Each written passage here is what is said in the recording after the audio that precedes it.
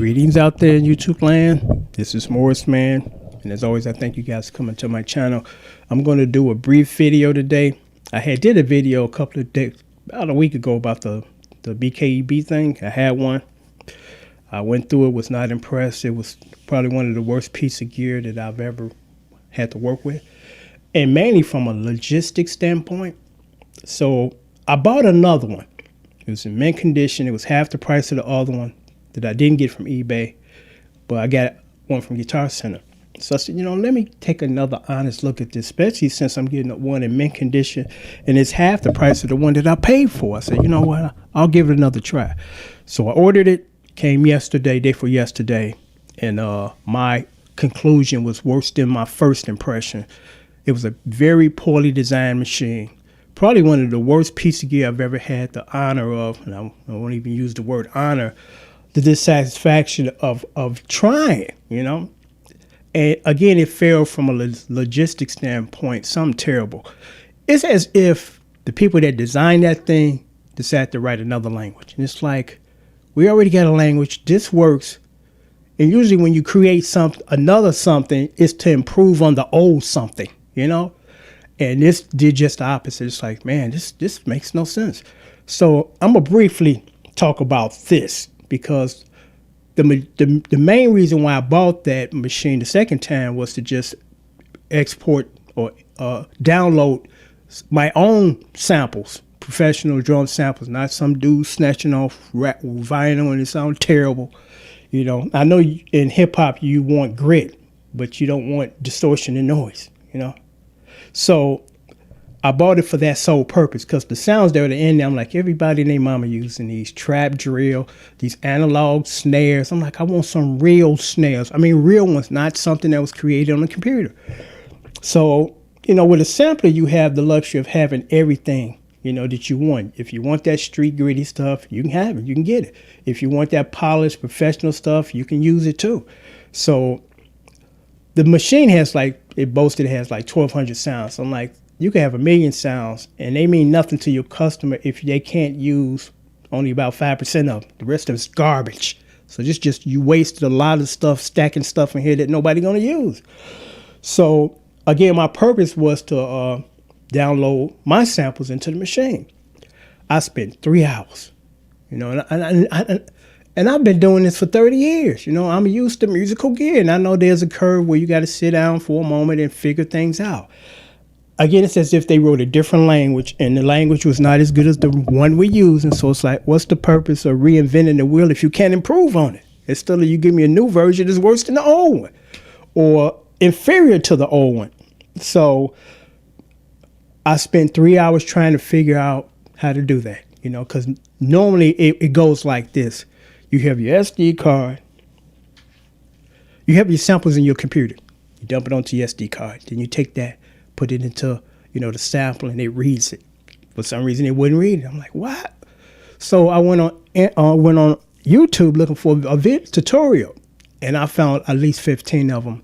And the first one was from the president of BKE, and he was walking us through how to load the sounds. And I'm like, I'm following him, and it's like, it still ain't working. I found one guy on the internet, one guy.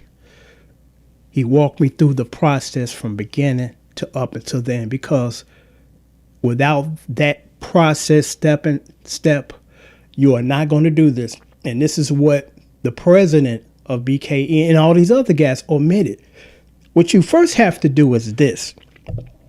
Because like I said, the normal process is you put your card in your source. Your computer has the sounds. And then you take the card, put it in there. But what you have to do is, and nobody acknowledged this, because if you don't do this particular important step, you're not loading nothing. You got to take the card, put it in the Beat Thang first. Then the Beat Thang will create a sample folder onto the card. Then you take the card out of the Beat Thang, put it back in your computer, and then that sample folder you open up, and then you take the folder that's on your computer and dump it inside. You got to put it inside the sample folder. Then you take it, put it back in the Beat Thang. Then the Beat Thang will read it. Nobody bothered to mention that. And again, that's a crucial step, because if you don't do that step, you're not getting nothing in there. So it's like, man, I spent 3 hours trying to figure this out.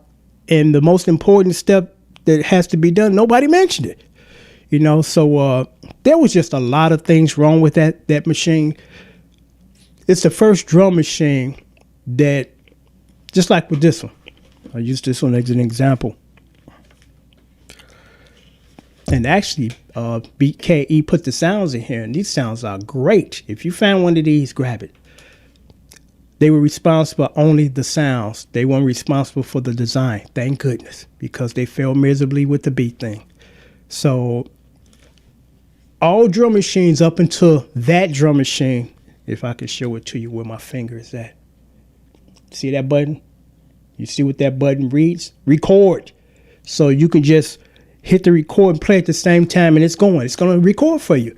The Beat Thang, first of all, these most important buttons here, the start, record, and play, they're not even labeled.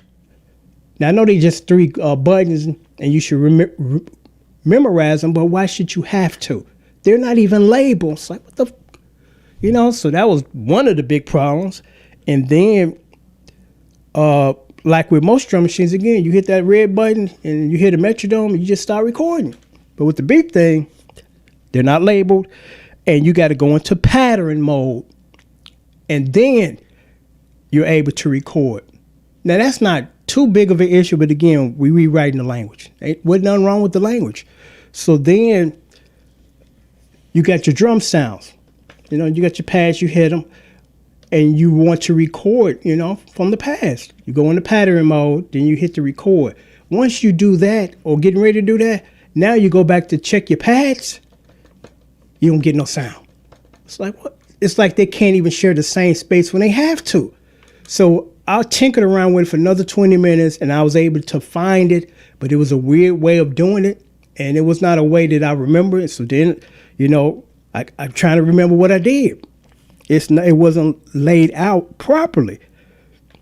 And another thing with the Beat Thang, there was so many problems with the Beat Thang. It's like if they were on a mission to make something difficult, they did a good job.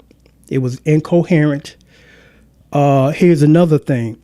Like with the BKE MP60 or any of those, when you load sounds in, it will let you audition that sound first. Okay, that is the sound I want. And then it lets you put it where you want it. With the Beat Thang, when you see the files and you want to load them, it doesn't give you an option to audition the sound first. Because again, you're dealing with a lot of sounds and some of them not really labeled. They might say SD to some whatever numbers. And it's like, I need to hear this before I load it because I want to make sure this is the sound. It doesn't give you an option. So you're kind of like working in the dark. The pads are awful. These pads here feel good. It's like y'all couldn't even get the pad feel right. A hard rubbery pad like the MPC. Now, I'm not saying rip off the design of the MPC, but just, kind of match it. And they didn't bother to do that. The pads on that thing were the worst pads I've ever felt on a drum machine. It's like you want $1,500 for this thing when it first came out, and the pads feel like garbage. The design was awful. It wasn't flat. It was kind of oval shaped. That thing heavy as can be. I'm like, the first impression when I put it in my hand was a brick. And when you're a kid, the first thing you want to do with a brick is throw it. That's what I felt like doing when I first put that thing in my hand, throw it. It was real heavy, real little, instead of stretching it out and making it longer so the weight distribution would be a little more easy and feel good to hold. That thing was like no bigger than this and felt like a brick, 2 bricks. And it's like, man. And then again, it wasn't flat. It had this oval shape to it, and it's like the worst piece of gear I've ever used. I mean, I'm going to leave it at that. And I don't recommend that. I mean, even at the price that I got it, and that's what appealed to me, I said, okay, well, I'm getting half off. It ain't even worth the money at that point, because you spend too much time wasting time on something that they decided to go somewhere else with, and it was an improvement. It wasn't an improvement on the other machines. It wasn't. So stay away from that.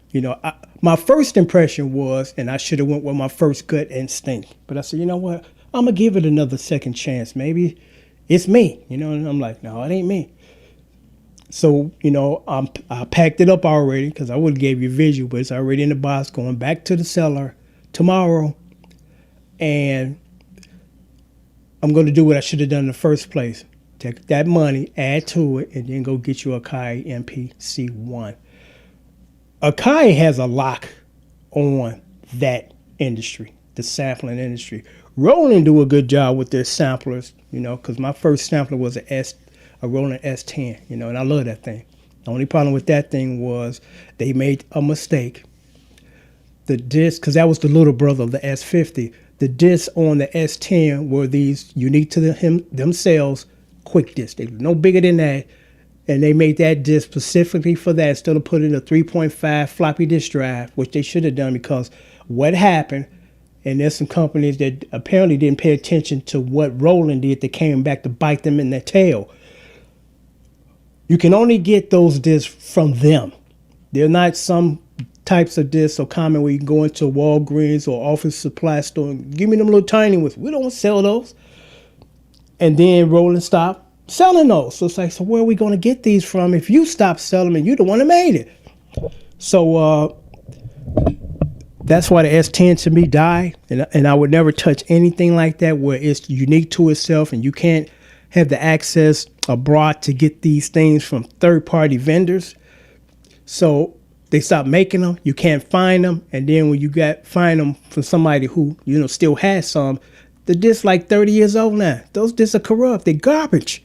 So you basically stuck with a machine that you can't use, because it's not like you can update that machine and stick a 2.5 with a standard floppy disk. You can't do none of that. There's no adapter convert over to another disk format, you know. And Beat Thang is well on its way, or did the same thing. Some of the things that are in that machine are unique to themselves, and it's going to come back to bite the buyer, because now he's not going to have access to something that he needs in there. And just like and then I'm going to sign off, because I was looking at other samplers. I was like, oh, maybe I scaled onto just a small Akai, I think 50 or 100. And the problem with that is they had a media card that was huge. And I'm like, okay, here we go with this again. Nobody uses these. These are hard to find, so stay away from that too. You know, but I'm going to sign off now, but I just thought I would give you my thoughts on the Beat Thang. Terrible. You know, from the design, from the logistics of it, you know, the operation system, it's awful, you know. You learn your lesson. You know, it's like I tried it, and then I tried it twice to give it the benefit of the doubt. And my opinion on it now is even worse than my opinion initially. You know, it was extremely poorly designed, and the logistics sucked. It was, again, like as if they wrote a whole nother language for you to learn, as if you ain't got enough stuff on your plate. And it wasn't improving.